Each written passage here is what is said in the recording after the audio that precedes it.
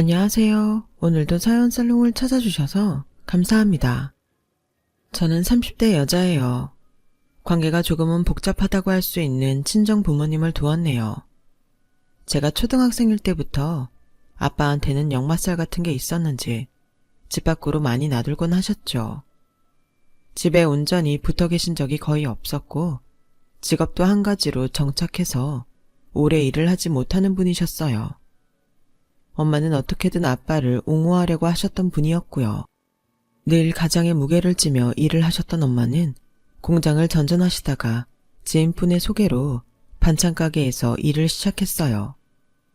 잘 되는 집은 아니었지만 인력이 워낙 적었다 보니까 엄마는 늘 바쁘게 일을 하셨는데 그 고되고 힘든 마음을 기댈 때가 필요하셨었나 봅니다. 그곳에 단골 손님이셨던 어떤 아저씨와 꽤 각별한 관계가 되셨어요. 엄마, 쇼핑백에 여벌옷은 왜 챙겨가? 혹시 갈아입으려고? 저번에도 몇 번 옷을 가져갔던 것 같은데. 이거 아무것도 아니야. 그냥 혹시나 해서 챙겨가는 거야. 엄마는 그 아저씨와의 관계를 감추려고 하셨지만 제가 결국 눈치채게 되었어요. 제 여동생도 마찬가지였고요. 어느 날 아빠가 집에 오셨을 때 제 여동생이 그만 입을 놀리고 말았습니다. 아빠, 아무래도 내 생각에는 엄마가 좀 의심스러운 것 같아. 그러니까 아빠가 확인하는 게 좋을 것 같은데? 뭐? 그게 무슨 소리냐? 의심스럽다니. 어떻게 의심스럽길래? 화가 나신 아빠가 당장에 엄마와 말다툼을 벌이셨고 엄마는 외롭고 힘든 마음에 친구를 새로 사귄 거라며 진실 아닌 진실을 털어놓으셨어요. 이튿날 아빠가 아예 작정하시곤 짐을 챙겨서 집을 나가셨죠. 엄청 충격적이었죠. 원래도 두문분출하시는 분이었다고는 하지만 이미 가장의 역할을 오래전에 그만두신 분이었어도 어쨌든 아빠였으니까요. 그냥 사라지는 것과 작정하고 집을 아예 나가버리는 건 하늘과 땅 차이였어요. 그래서 여동생은 자기가 말실수를 괜히 했다며 울고불고 후회를 해댔었네요. 결국 저희 부모님께서는 그 일이 도화선이 되어서 이혼을 하셨어요. 저희 자매는 엄마가 그 아저씨와 본격적으로 만나실 거라고 남몰래 예상을 했었으나 의외의 결과가 나왔죠. 오히려 엄마는 그 아저씨와 완전히 정리를 하셨고 이혼의 후유증으로 많이 힘들어하셨네요. 제 마음도 복잡했었는지 저는 수능을 완전히 망쳤어요. 욕심 같아서는 재수를 하고 싶었으나 상황상 대학 진학을 포기하였죠. 전문대를 나올 바엔 차라리 하루빨리 돈을 벌고 싶었던 것 같아요. 원래는 공장 쪽으로 일을 알아봤었는데 신기하게도 어쩌다 보니까 제가 어느새 제가 제빵을 배우고 있었어요. 각종 자격증도 따면서 저는 제가 제빵에 진심이 되어 있었죠. 여동생은 무난한 4년제 대학에 들어갔지만 이런 곳의 특성이 뭔지 아세요? 대학 간판은 보통이면서 등록금은 콧대 높다는 거예요. 제가 버는 돈은 족족 여동생에게 갔어요. 차라리 벼룩의 간을 빼먹으라는 말이 절로 나왔었네요. 여동생은 저한테 미안해서 대학생이 되었음에도 옷 한 벌, 가방 한 개를 사지 않았어요. 이런 저희를 보면서 엄마는 결단하셨죠. 언제까지 남의 돈이나 벌어주면서 지낼 순 없겠구나. 내가 우리 딸들의 미래를 생각한다면 두려워하지 말고 내 반찬 가게를 차려야겠어. 뭐? 엄마가 그럼 사장님이 되겠다고? 우리야 엄마 실력을 아니까 그쪽으로는 걱정이 안 되는데 힘드실까봐 그게 무서운 거지. 정말로 무서운 건 이대로 주저앉아 있는 거야. 이렇게 못나고 어리석은 엄마를 둔 죄로 너희가 고생하는 것 같아서 늘 미안하구나. 내가 반드시 가게 차려서 일 한번 내볼 거야. 엄마가 큰 결심을 하셨고 대출 받고 발품을 팔아가며 가게를 차리셨어요. 수면 시간을 극단적으로 줄여가면서까지 엄마는 반찬 가게에 모든 걸 쏟아 부으셨죠. 여동생이 틈나는 대로 일손을 거들었고요. 초반에는 장사가 거의 안 됐어요. 하지만 정성은 통하는 법이라고 하던가요. 3개월이 지나면서부터 단골들이 생겨났어요. 예약 주문을 하는 손님들도 생겼단다. 내가 이렇게 남한테 인정을 받는 날이 오다니. 우리 딸들에게 조금이나마 면이 선 듯 싶구나. 만약 너희 아빠도 함께였다면 분명 기뻐했겠지. 가게의 상승세에 엄마는 무척 반색하셨으나 한편으로는 아빠 생각으로 조금은 힘들어하시는 모습도 보였어요. 지나간 일에 대한 후회나 아쉬움이었겠죠. 반찬 가게의 선전으로 저는 전보다 더욱 집중하며 제 꿈을 향해 나아갔죠. 그러던 중에 만나 결혼까지 가게 된 인연이 있었어요. 정말 우연히 다리가 놓아져서 안면을 트게 된 사이였는데 만나다 보니까 친해졌고 사귀게 되었어요. 그러다가 나중에는 결혼 얘기까지 나왔던 것이고요. 이 과정이 결코 녹록하지는 않았답니다. 제 배경은 별로였지만 남편은 의사였으니까요. 처음 만났을 땐 남편이 의대생이었는데 공부와 씨름해 가며 지내던 때에 제가 옆에 있어줘서 당시 남편한테는 큰 위안이 되었다네요. 먼저 사귀자 한 것도 결혼 얘기를 꺼낸 것도 남편이었어요. 저는 서로 스펙 차이가 심한 것 같다는 생각에 부담이 들어서 제 마음을 적극적으로 표현해 본 적은 없었으나 저도 남편이 좋았죠. 그래서 청혼 얘기도 받아들였어요. 그런데 오빠네 어머님께서 내 얘기를 듣더니 별로 탐탁치 않아 하셨다면서. 결혼 반대하실 텐데 정말 괜찮겠어? 우리 엄마는 내 말이라면 꿈뻑 죽는 사람이야. 걱정하지 마. 왠지 찜찜하긴 했으나 남편이 장담을 하는 모습에 알겠다고 했어요. 저도 엄마에게 결혼 얘기를 꺼냈죠. 네가 기어이 그 의사된 남자친구랑 결혼을 하겠다고? 엄마는 왠지 내키지 않아 하시는 듯 했어요. 제가 그 이유를 여쭤보니까 역시나 제 짐작대로였죠. 상대 집안이 저희보다 훨씬 형편이 좋은 데다가 의사인 장남을 웬만한 여자에게는 갖다 붙이지 않을 거라는 게 엄마의 생각이었어요. 그래서 저도 하는 수 없이 안 그래도 이미 그쪽 부모님이 저를 별로라고 생각해 왔다는 걸 털어놓았죠. 그럼에도 제가 이 결혼을 꼭 하고 싶다는 생각까지도 말이에요. 내가 결혼해서 눈칫밥 먹고 살게 된다고 해도 나는 꼭 결혼하고 싶어. 제가 눈물까지 글썽이는 모습에 엄마는 끝내 결혼을 허락해 주셨어요. 그리고 며칠 뒤 저는 시어머니로부터 연락을 받았어요. 물론 저희 엄마를 뵙고 싶단 게 본론이었죠. 두 분이 이혼하셔서 어차피 아버지는 안 계시잖아. 어머니 쪽만 배워야지. 맞는 사실인데 그때 시어머니께서 그렇게 말씀하실 때 왠지 제 마음이 싸했었네요. 저는 엄마를 시어머니와 독대하게 만들 순 없어서 같이 배웠어요. 반찬 가게에 가까운 카페였죠. 그런데 자리가 무르익다 보니까 어느새 두 분만 치열하게 대화를 하셨고 저는 뒷전으로 밀려난 상태가 되었어요. 저희 아들이 하도 결혼하고 싶다고 노래를 불러대니까 저희 남편도 슬슬 마음을 바꾸고는 있는데요. 그렇다고 해서 안심하고 계실까봐 제가 걱정이 돼서 직접 찾아뵙게 됐어요. 저는 하여간에 이 결혼은 결사 반대라고 못을 채차 받고 싶네요. 시어머니께서 그때부터 본론을 꺼내드셨는데 제가 뭐라고 반박하려 하자 옆에서 엄마가 저를 말리셨어요. 눈빛에서 너는 아무 말 않고 가만히 있어라 는 의미가 전달되어 왔죠.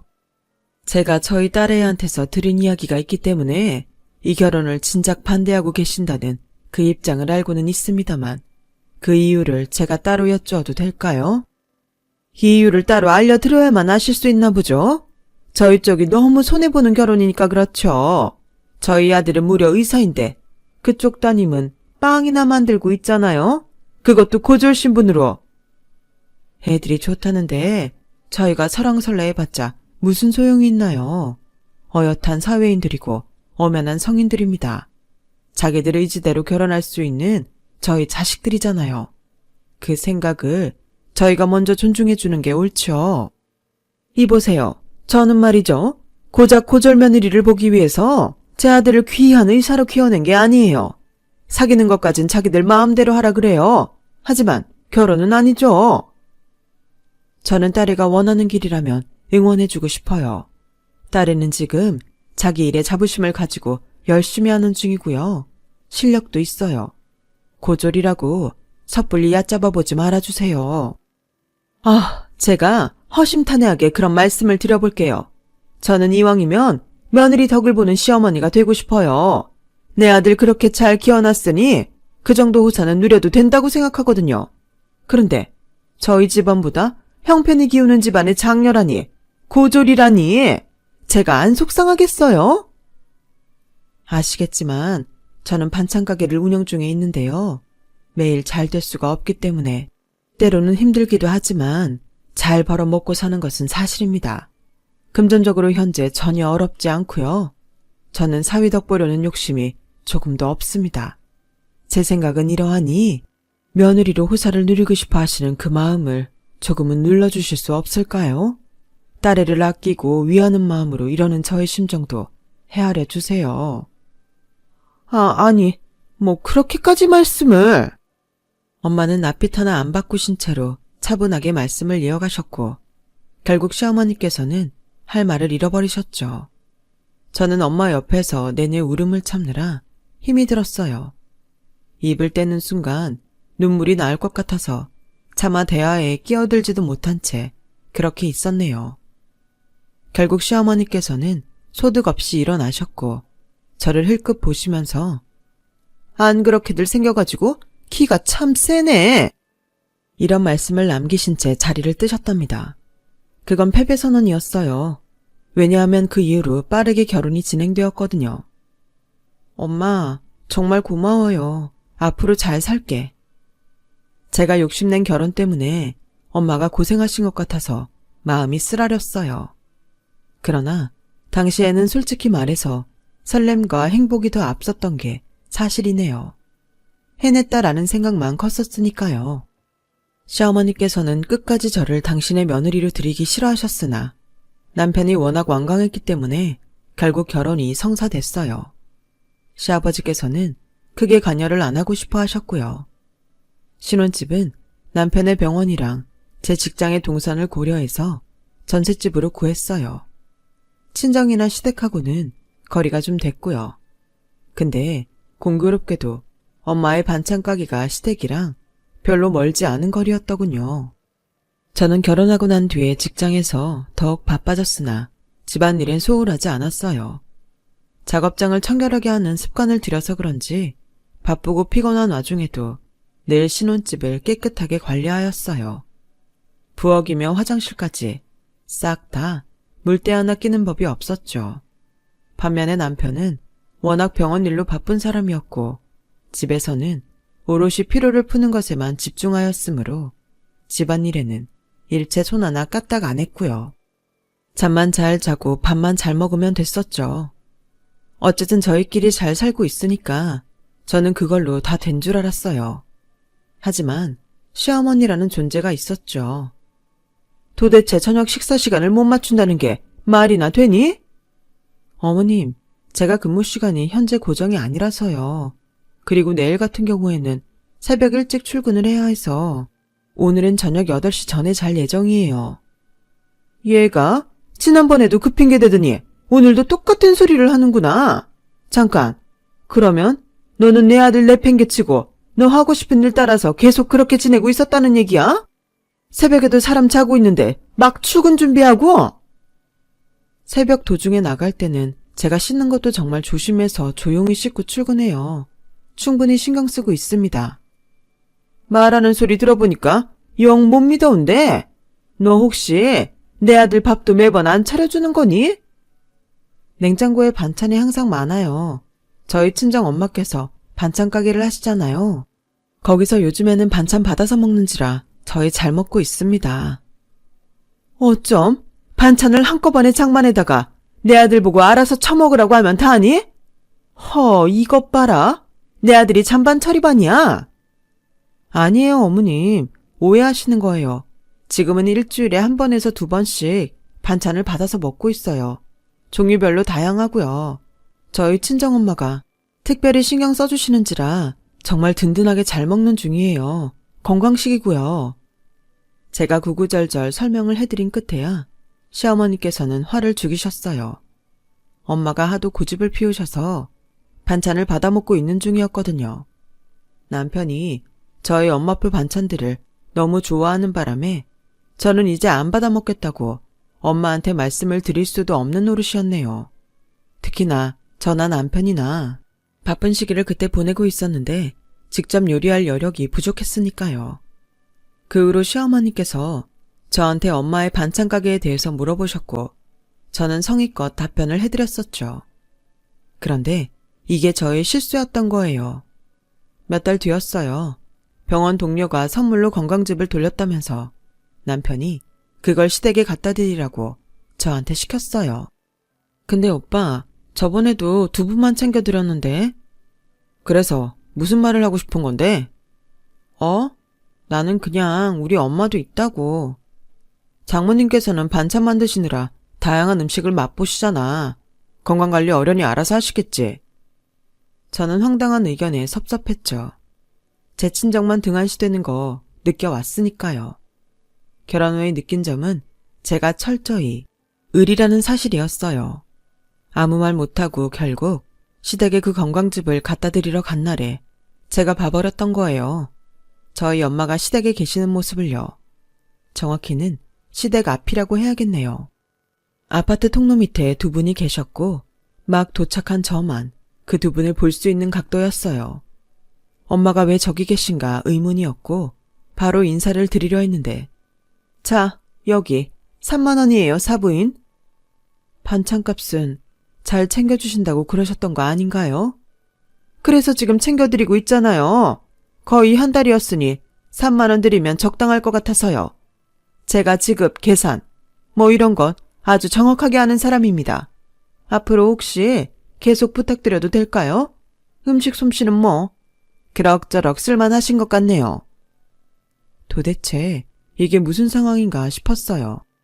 저희 엄마는 3만 원을 억지로 받아든 채 고개를 떨구고 계셨고 그 앞에 선 시어머니께서는 당당하게 팔짱을 끼신 상태였죠. 한 달 3만 원이요? 그럼 하루에 1,000원으로 계산을 하신 건가요? 제가 하루치 반찬으로 못해도 3팩씩은 넣어드렸는데요. 판매가를 모르시진 않을 거라고 생각해요. 어머, 사부인, 융통성 없게 왜 이러세요? 어차피 가게에 늘 있는 반찬들이잖아요. 제가 어떻게 보면 처리하는 걸 도와드리는 셈인 거죠. 하지만 사돈 사이에 무상으로 이런저런 거 오가는 게 보기 좋을 것 같지는 않아서 제가 3만 원 챙겨드린 거고요. 아, 그제야 상황 정리가 되었어요. 시어머니는 저희 엄마에게 매일 반찬을 요구하셨고 그 대가로 꼴랑 한 달 3만 원을 지불하신 거였죠. 그때 제 시야에 들어온 것은 제가 손에 쥐고 있었던 건강즙 쇼핑백이었어요. 남편의 심부름으로 시댁에 전달될 건강즙을 보는데 갑자기 제 마음이 차갑게 식더군요. 이게 다 뭐하는 짓인가 싶었어요. 이렇게까지 해서 영위해야 할 결혼 생활인가? 그만큼 남편을 사랑하나? 질문에 답을 할 자신이 없더군요. 미칠 것 같았어요. 착잡하게 있던 제 귀에 엄마의 목소리가 다시 들려왔죠. 저한테 퇴근하는 길에 매일 여기 들러서 반찬을 주고 가라 하셨죠. 반찬 종류는 다양하게 부탁한다 하셨고요. 한 달 동안 5만 신경 써가면서 발에 땀나게 움직인 대가가 3만 원. 솔직히 지금 심경이 좀 복잡합니다. 엄마의 말에 제 억장이 무너져 내렸어요. 이런 일들이 있었다니. 복잡한데 그래서 뭐요? 저희 같은 집안에 감히 며느리로 들어온 고졸 딸내미 생각해서라도 사부인께서는 판단 잘 하셔야죠. 아, 그건 그렇고 어제 계란말이는 좀 퍽퍽하더라. 시어머니 깔깔 웃는 소리가 귀에 들려온 순간 저는 싸늘하게 식어버린 가슴으로 모습을 드러냈어요. 작작하시죠, 어머님? 너무 추하시네요. 깜짝이야. 네가 지금 여기 왜 있어? 아, 사부인께서 이거 일부러 의도한 상황이죠? 참나, 얄팍한 수 쓰기는. 어머님, 개소리 마세요. 저는 여기 오고 나서야 엄마가 계시는 걸 알았는데요. 반찬 이야기도 지금 처음 안 거고요. 제 등장에 깜짝 놀라셨던 엄마는 이어진 제 언행에 더욱 기겁하셨죠. 하지만 시어머니보단 안 놀라신 것 같았어요. 저를 보는 시어머니의 안색이 금세 파리해졌으니까요. 너 니까지 게? 나한테 어디 건방지게 말을 그따위로 해대? 머리에 든 것 없고 능력 없는 고졸 주제에 내 잘난 의사 아들 채가니까 아주 기세가 등등한가 보지? 내가 너 이럴 줄 알았지. 근본 하나 없는 못 배운 천한 집안 내가 처음부터 알아봤기에 반대를 했던 건데. 그러게요. 반대를 좀 더 열심히 해주시지. 어머님의 노력이 부족했기 때문에 결국 결혼까지 왔던 거잖아요.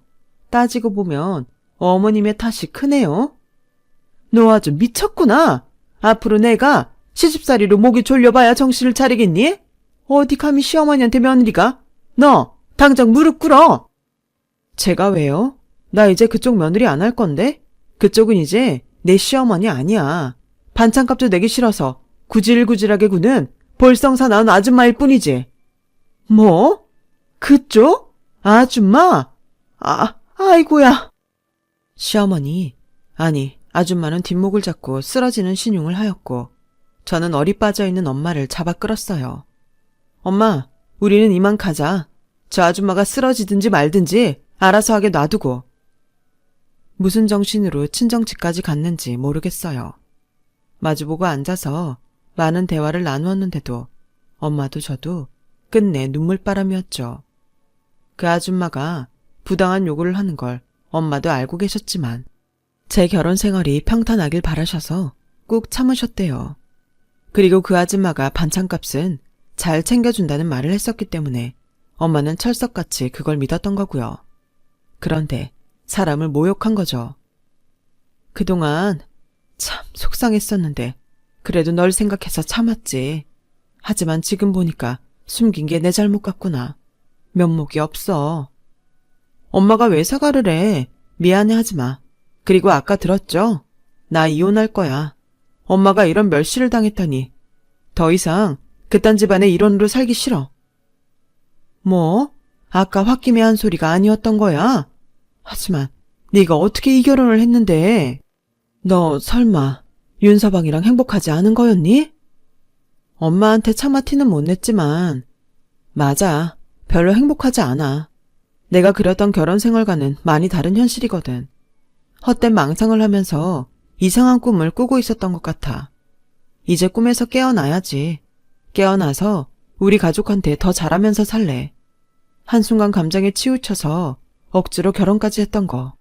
엄마한테 정말 죄송해요. 이런 딸이라서 미안해. 앞으로 더 잘할게. 내가 박복해서 네가 나를 닮아서 너마저 이혼이란 걸 하게 되는 것 같아서 엄마는 정말 어떻게 해야 할지 모르겠다. 하지만 네가 진정한 행복을 찾아서 너를 위한 선택을 내렸으면 해. 그간 소가리를 해오신 엄마한테 이루 말할 수 없을 정도로 죄스러웠어요. 저는 남편한테 이혼 선언을 했죠. 너 정말 웃긴다. 네가 뭔데 나한테 먼저 이혼을 하자고 그러는 거야? 그런 말은 해도 내가 하는 거야. 오빠는 역시 나를 자기 비위 맞춰주는 편한 사람 정도로만 보고 있었나 보네. 이런 순간에도 그딴 헛소리나 하는 걸 보면 말이야. 잔말 말고 이혼하자. 나에 비해서 오빠가 더 잃을 거 많은 사람인 거 알지?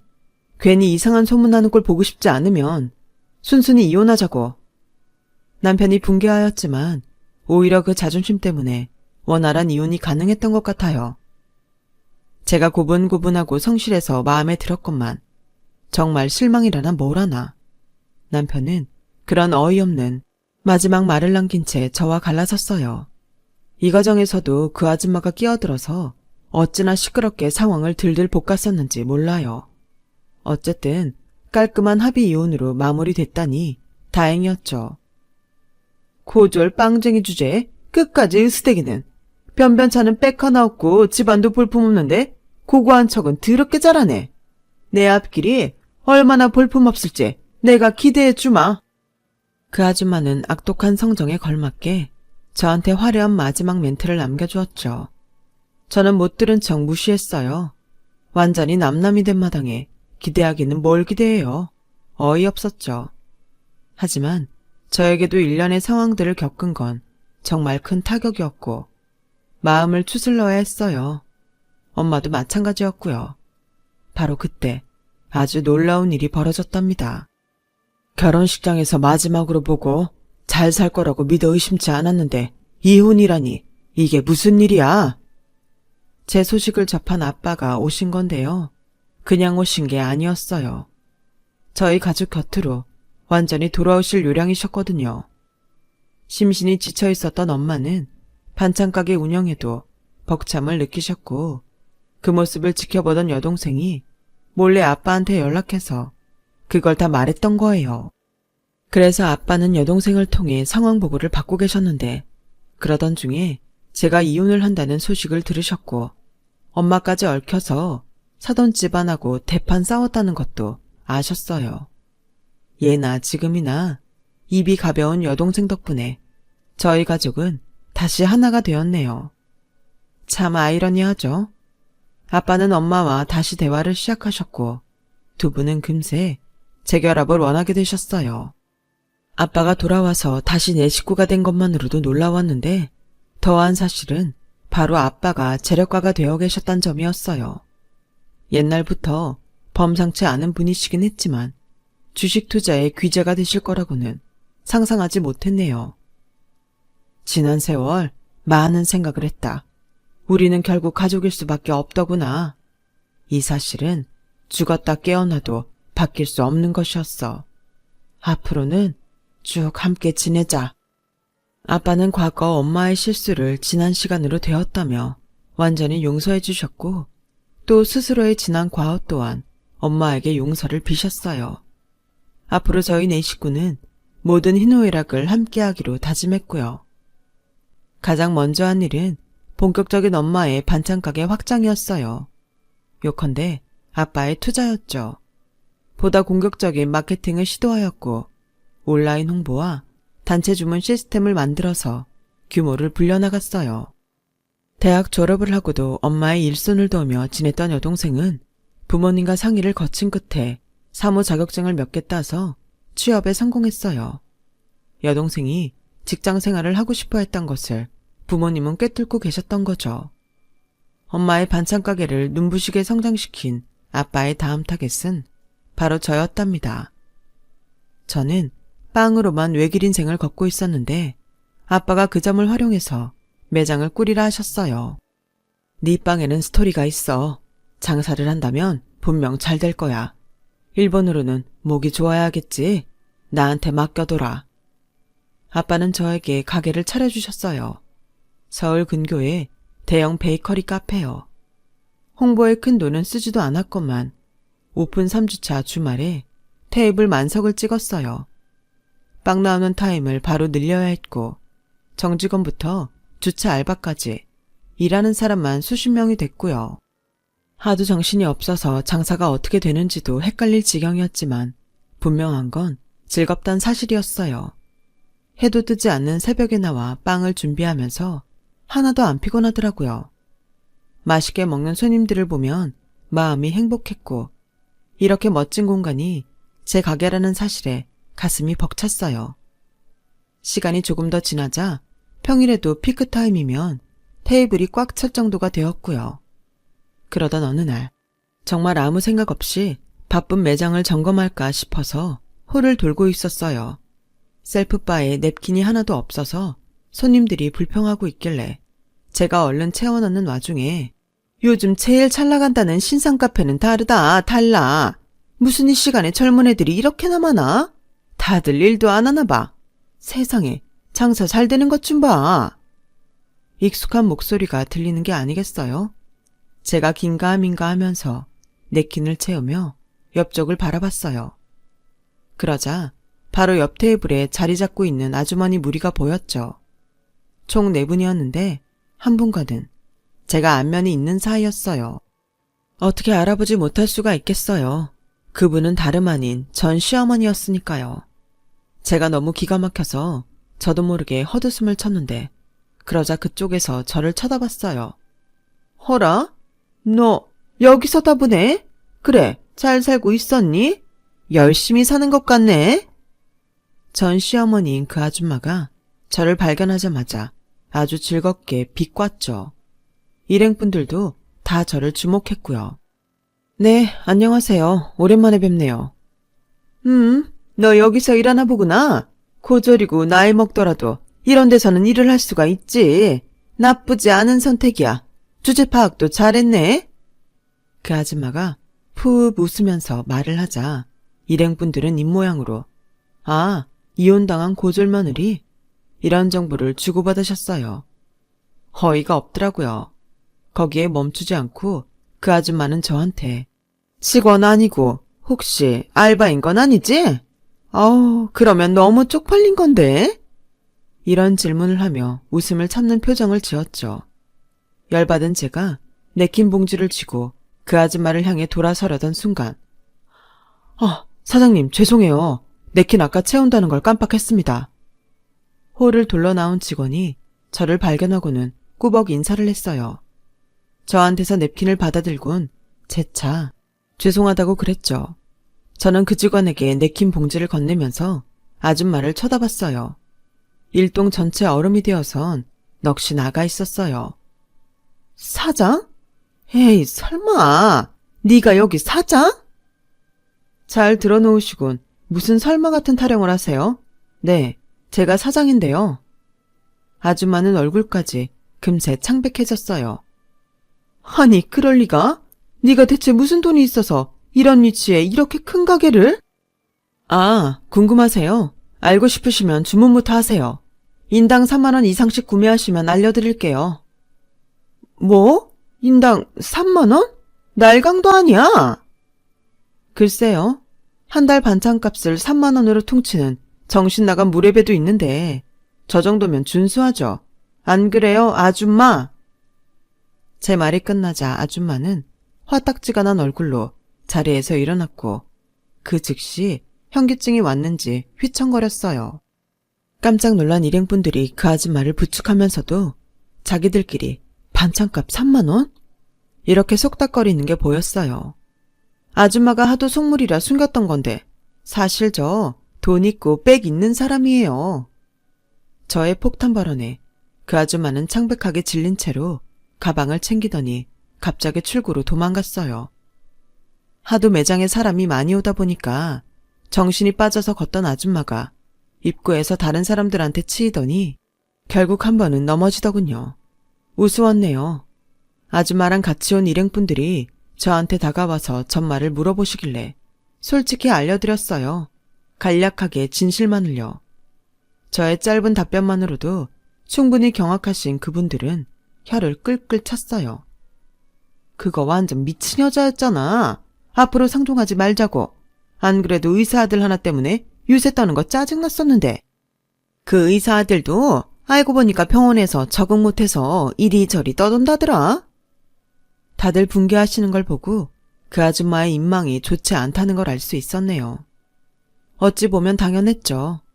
충격적인 패배감에 하얗게 질려서 도망가던 그 아줌마를 떠올리면 두고두고 통쾌했어요. 제가 그 이야기를 해주니까 저희 가족들도 신이 나 있고요.